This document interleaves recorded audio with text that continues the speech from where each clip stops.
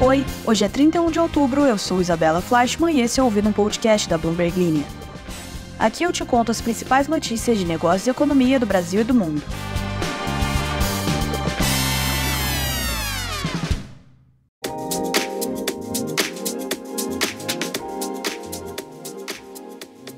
Bom dia, Ziplockers que nos escutam, como vocês estão? Chegamos aí ao dia 31 de outubro e hoje vamos dar seguimento à série sobre Fórmula 1. Antes do GP do Brasil nesse final de semana, a gente está falando tudo sobre Fórmula 1, tudo para você saber de Fórmula 1. E hoje a gente vai falar quanto ganham os pilotos da Fórmula 1.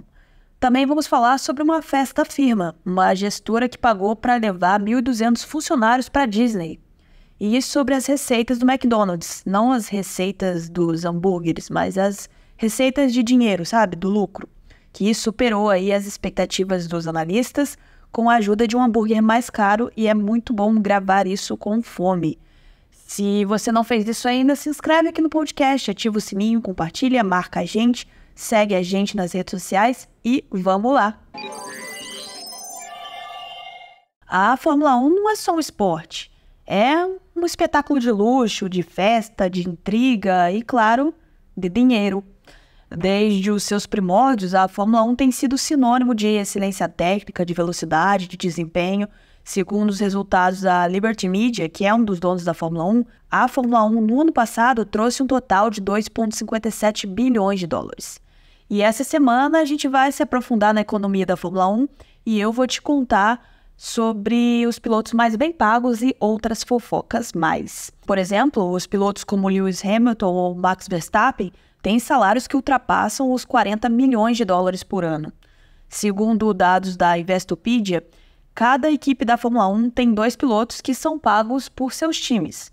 O salário do piloto não faz parte do limite de orçamento do time, implementado pela Fórmula 1 em 2021 para tentar nivelar os gastos das equipes. O limite hoje é de 135 milhões de dólares por time, como a Ana falou ontem. Mas os pilotos recebem um salário base e ganham bônus baseados em performance, além de dinheiro de patrocinadores. Em 2023, os salários dos pilotos vão de 1 milhão de dólares a 55 milhões de dólares. O Max Verstappen, da Red Bull, que ganhou o campeonato de pilotos em 2022, foi o mais bem pago no ano. Ele recebeu 590 milhões de dólares da Fórmula 1 com um salário de 40 milhões de dólares e 20 milhões de dólares em bônus, segundo dados do Investopedia. Já o Lewis Hamilton, 7 vezes campeão, recebeu 55 milhões de dólares em salário da Mercedes. As grandes marcas automotivas como Ferrari, McLaren, Mercedes-Benz, veem a Fórmula 1 como uma vitrine para demonstrar a superioridade de seus veículos. Essa associação não apenas eleva o perfil dessas marcas, mas também atrai patrocinadores de alto nível, desde relojoarias como a Rolex até grifes de moda. As corridas acontecem em destinos exuberantes, como Mônaco, Abu Dhabi, Singapura, atraindo não apenas fãs, mas também celebridades e empresários de elite. E com essa presença vem toda uma atmosfera de exclusividade. E os patrocínios são fundamentais. As marcas pagam valores significativos para aparecer nos carros e equipamentos das equipes. Basta pensar na Rolex, por exemplo, um dos patrocinadores mais icônicos. Além disso, as premiações desempenham um papel crucial nas receitas das equipes, sendo distribuídas de acordo com o desempenho do campeonato. E, claro, a venda de mercadorias, como camisetas e bonés. Se você tentou comprar um boné para o seu sobrinho em Interlagos no ano passado, como eu, sabe que é difícil achar um boné por menos de R$400. Eu achei um, da Williams, mas a receita de mercadorias pode chegar a dezenas de milhões para equipes como Mercedes, Red Bull, Ferrari. E a Fórmula 1 ganhou ainda mais popularidade na pandemia quando saiu o documentário da Netflix Drive to Survive. Tem uma matéria do New York Times que conta como esse documentário fez os americanos se apaixonarem pela Fórmula 1. Nos Estados Unidos, por exemplo, aumentou muito a quantidade de fãs, tanto que agora tem 3 corridas que são realizadas lá nos Estados Unidos. A de Las Vegas, de Miami e de Austin. E, falando nisso, o Brad Pitt. O Brad Pitt está produzindo um filme sobre a Fórmula 1 também. Vem aí, né? Televisão. E transmissão é uma outra fonte importante aí de receita da Fórmula 1.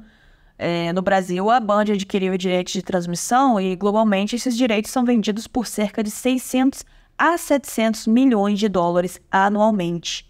Mas com grandes receitas, vem grandes responsabilidades, vem grandes despesas. Desenvolver carros, pagar salários desses pilotos, toda a logística é uma operação complexa e bem cara.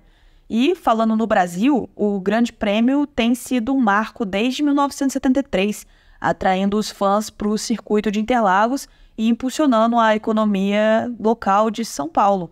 Os promotores e organizadores, muitas vezes apoiados pelos governos, pagam taxas relevantes aí para sediar esses eventos, reconhecendo o valor do turismo e da promoção que um grande prêmio traz.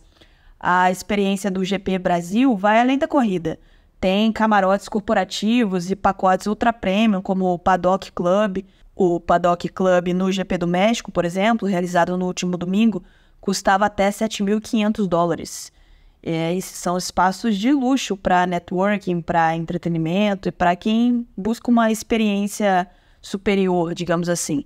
Eu entrei aqui no site para ver os ingressos disponíveis ainda, aqui de Interlagos, tem inteira por R$ 1.980 no Heineken Village, no gramado. E na área premium do miolo do circuito, o Heineken Village Estrela, os ingressos custam R$ 3.980. Os preços mais baratos foram em torno de R$ 700, mas também já foram de arrasta para cima. Na última edição do GP, São Paulo teve um impacto econômico de R$ 1,37 bilhão, segundo os dados da FGV. E lembrando que, para além da corrida, tem outros eventos associados, como o GP Week, o festival que vai ter show do Kendrick Lamar, Thundercat, entre outros artistas, incluindo também a Isa, que cantou o hino nacional do ano passado, antes da corrida, e foi jantar com o Hamilton e com o Seu Jorge no ano passado. Então, semana movimentada aí na cidade de Townsville, que é São Paulo, e nesse ano a Ludmilla vai cantar o hino nacional, e a bandeirada final vai ficar a cargo da Marta. E é isso, amanhã seguimos com mais informações sobre a Fórmula 1. E hoje eu vou contar de uma festa da firma. O bilionário Ken Griffin pagou para que cerca de 1.200 funcionários e membros de suas famílias na Ásia viajassem para o resort da Disney em Tóquio por 3 dias de celebração do aniversário de suas empresas. O fundador da gestora de investimentos Citadel assumiu as despesas para os funcionários de 6 escritórios do Pacífico Asiático, incluindo Hong Kong e Sydney, de 27 a 29 de outubro, enquanto também os presenteou com apresentações do Maroon 5 e de Calvin Harris, que é ex da Taylor Swift. As viagens foram organizadas em celebração ao aniversário de 30 anos da Citadel e cerca de 300 filhos de funcionários também participaram. Em dezembro, Griffin levou os colegas dos Estados Unidos e da Europa, também com as suas famílias, para Orlando, na Flórida, para a festa da firma. E as empresas de Griffin geraram 35,5 bilhões de dólares em receita no ano passado. A Citadel e a Citadel Securities têm mais de 400 pessoas na Ásia. As duas empresas abriram 3 novos escritórios e dobraram o número de funcionários na região nos últimos 3 anos. Hong Kong é a maior operação para ambas as empresas. E a Citadel planeja abrir um escritório em Tóquio no próximo ano. Ei, chefe, eu também quero ir para a Disney. Inclusive, ontem a Ana falou sobre como a Disney tá ficando mais cara, né? As viagens a parques agora podem custar até R$200 mil. E os preços subiram e agora a Disney está cobrando aí por vantagens como o direito a evitar filas para ampliar as receitas da Disney World, o que acaba pesando aí sobre o orçamento das famílias. Tem alguns brinquedos aí que você consegue entrar na fila online, né? Como a montanha-russa do Tron. Você acorda às 7 horas da manhã, coloca seu nome, entra no celular, coloca o seu nome na fila. Mas tem outros que, se você não quer pegar fila, você precisa pagar aí valores relevantes, deixando a sua viagem um pouquinho mais cara. E as receitas com vendas e os lucros do McDonald's superaram as expectativas do terceiro trimestre, graças aos preços mais altos de seus lanches e aos anúncios inspirados em filmes E é muito interessante falar essa notícia com fome. Então, olha só, né? Interessantíssimo falar dos ganhos do MEC, que foram equivalentes a 3,19 dólares por ação, superando as estimativas dos analistas. Nos Estados Unidos, os preços mais altos resultaram em contas maiores, segundo o McDonald's. E campanhas de marketing, expansão de entregas e canais digitais, além de restaurantes mais bem administrados, também ajudaram. No entanto, as vendas aumentaram num ritmo mais lento até agora nesse ano, com os executivos alertando em julho que o ritmo geral de crescimento se moderaria à medida que a alta inflação e as taxas de juros afetassem a economia. As vendas comparáveis em mercados internacionais, em que o McDonald's possui e opera diretamente os seus restaurantes, aumentaram 8,3%, ficando um pouco aquém da média estimada e desacelerando em relação ao ano anterior. Mercados estrangeiros licenciados também se expandiram a um ritmo mais lento do que no mesmo período de 2022, embora mais rápido do que o esperado pelos analistas, já que todas as regiões registraram resultados sólidos. O McDonald's informou que os custos de reestruturação afetaram os ganhos em cerca de 2 centavos por ação, ou 26 milhões de dólares antes dos impostos. No início desse ano, a empresa anunciou uma reorganização que incluiu a demissão de centenas de funcionários na busca por reduzir os custos e acelerar a tomada de decisões.